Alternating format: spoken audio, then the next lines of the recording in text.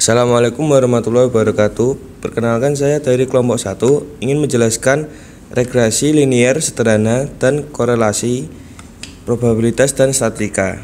Perkenalkan kelompok saya, yang pertama ada Anissa, Firda Salsabila, Kaila Nova, Intan Nur Islami Putri, Alia Wina Pramesti, Febi Lauren, Rakan Syafi Prastia, Muhammad Ilmi Muncarif.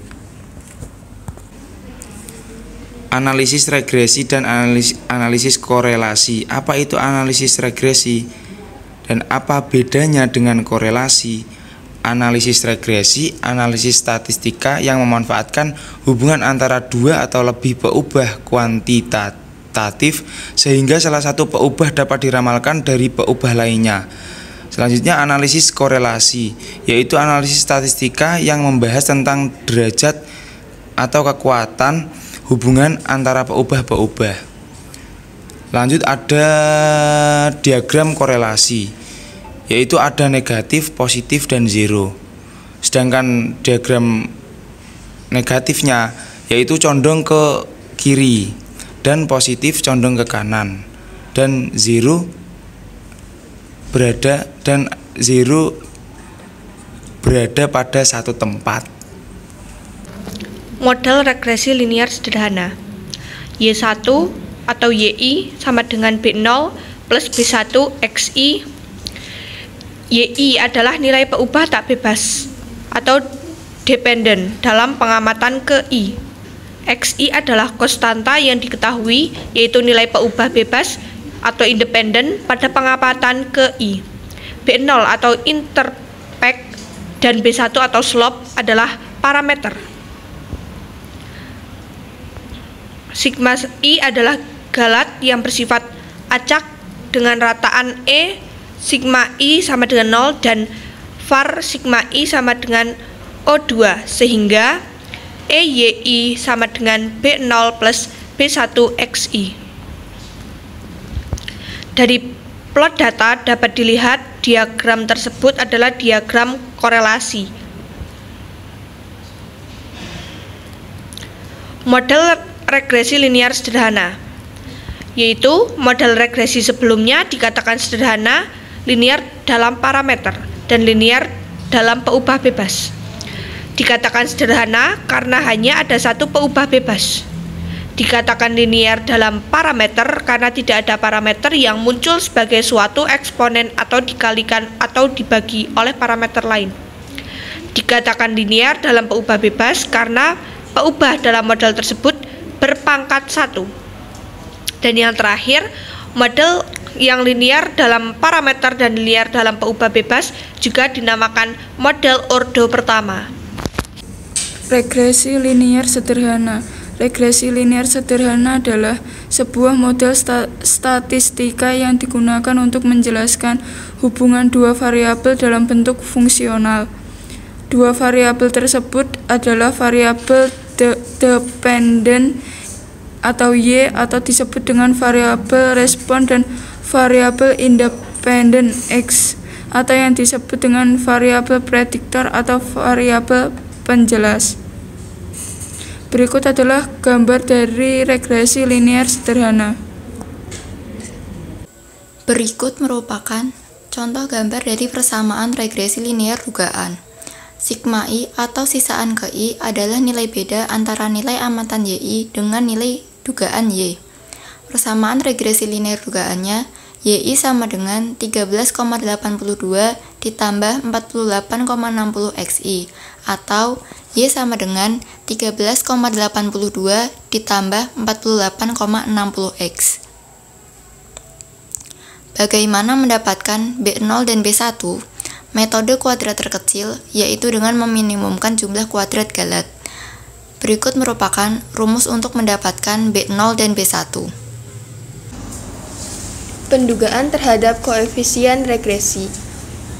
B0 penduga bagi beta 0 dan B1 penduga bagi beta 1. Seperti pada rumus yang tertera merupakan metode kuadrat terkecil. Bagaimana pengujian terhadap model regresi? Pengujian terhadap model regresi dibagi menjadi dua. Yang pertama, parsial berkoefisien yang diuji terhadap uji T. Dan yang kedua, model regresi bersama yang terjadi terhadap uji F atau ANAVA. Bagaimana menilai kesesuaian model? R kuadrat, koefisien determinan, modulus keragaman Y yang mampu dijelaskan oleh X. Makna dugaan koefisien regresi. Misalkan ingin mengetahui hubungan jarak tempuh kendaraan mobil dalam km, X dengan tingkat emisinya dalam ppm, Y. Plot data ternyata menunjukkan ada hubungan linier antara X dan Y. Dicobakan model linier YI sama dengan beta 0 ditambah beta 1 XI ditambah sigma I. Diperoleh persamaan regresi. YI sama dengan 364 ditambah 5,47 YI. Apa makna B0 dan B1 pada konteks ini? Makna B1 yaitu rata-rata emisi meningkat 5,47 ppm untuk setiap kenaikan jarak tempuh kendaraan mobil 1 km, atau kenaikan jarak tempuh kendaraan mobil 1 km akan meningkatkan rata-rata emisi yang dihasilkan mobil sebesar 5,47 ppm. Makna dari B0 yaitu untuk mobil dengan jarak tempuh kendaraan 0 km atau mobil baru, tingkat emisi yang dihasilkan rata-rata sebesar 364 ppm. B0 tidak selalu bermakna. Contoh soal nomor 1. Data berikut merupakan hasil penelitian tentang hubungan antara nilai ulangan matematika dalam skala nilai 10 sampai 100 dengan lama waktu belajar matematika dalam jam selama seminggu. Nilai ulangan matematika pada data tersebut dan lama waktu belajar matematika. A. Tentukan peubah mana sebagai peubah bebas X dan peubah tak bebas Y. B. Tentukan persamaan regresi dugaan dan berikan makna dugaan koefisien regresinya. Pertama, Y itu nilai ulangan matematika, kemudian X-nya adalah lama waktu belajar. Kemudian diketahui sigma Y1 yaitu 900 dan sigma X1 yaitu 146. Kemudian sigma Y1 kuadrat yaitu 71350 dan sigma X1 kuadrat yaitu 2084. Sigma X1 dikali Y1 yaitu 11760. Kemudian jawaban untuk soal yang A yaitu peubah bebasnya adalah lama waktu belajar, sedangkan peubah tak bebasnya yaitu nilai ulangan matematika.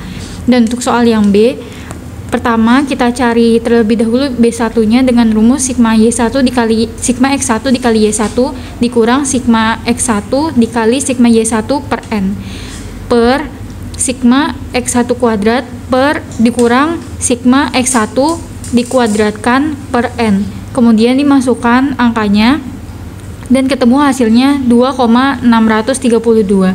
Kemudian jika sudah menemukan B1, kita mencari B0-nya dengan rumus rata-rata Y1 dikurang B1 dikali rata-rata X1.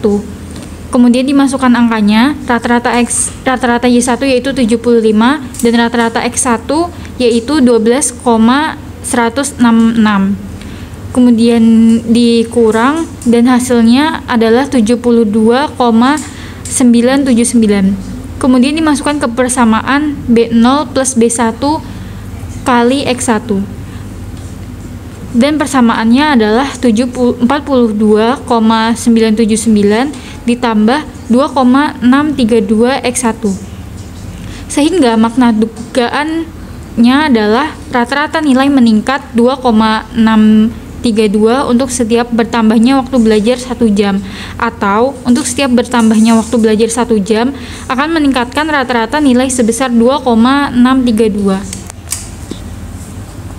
2. Suatu penelitian telah dilakukan untuk mengetahui hubungan antara pengeluaran untuk iklan yaitu X dalam jutaan rupiah dengan penerimaan melalui penjualan Y dalam jutaan rupiah pada perusahaan tertentu.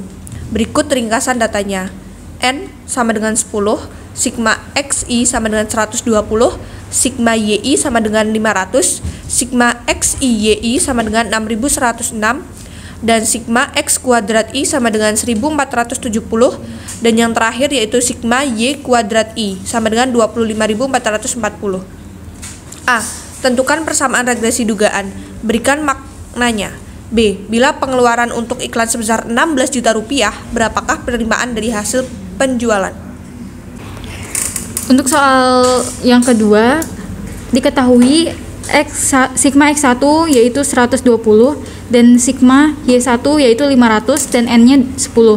Kemudian sigma X1 kali Y1 yaitu 6106. Kemudian sigma X1 kuadrat yaitu 1470 dan sigma Y1 kuadrat yaitu 25440.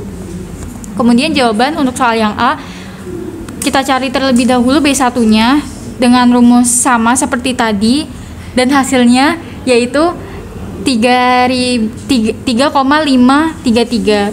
Kemudian mencari BO-nya dengan rumus seperti tadi yaitu sigma rata-rata Y1 dikurang B1 dikali rata-rata X1 dan ketemu hasilnya 7,604.